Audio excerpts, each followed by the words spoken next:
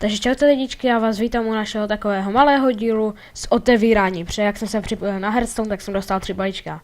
Tak jdeme na to. První balíček. Máme tam nějakou legendárku, že by? Ne.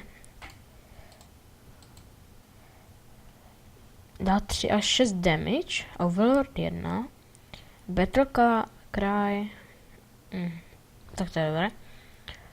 Potom tu máme 1-1 a Taunt a Divine Shield, a tady to.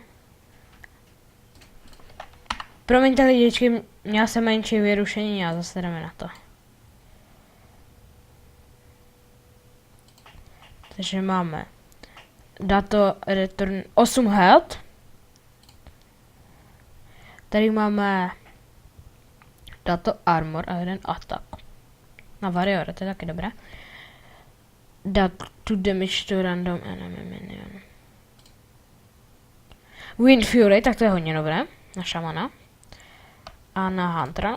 A teď jdeme na poslední balíček. Tak.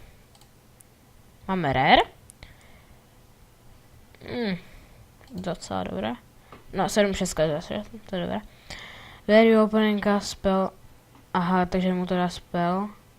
A 1. To už máme, myslím. To dá 1 útok za turn. A jo! To zlevní miniony o 1.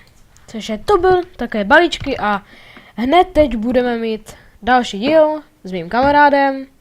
Tak a hned tady budeme. Takže nashledanou u tady tohle videa. Čus!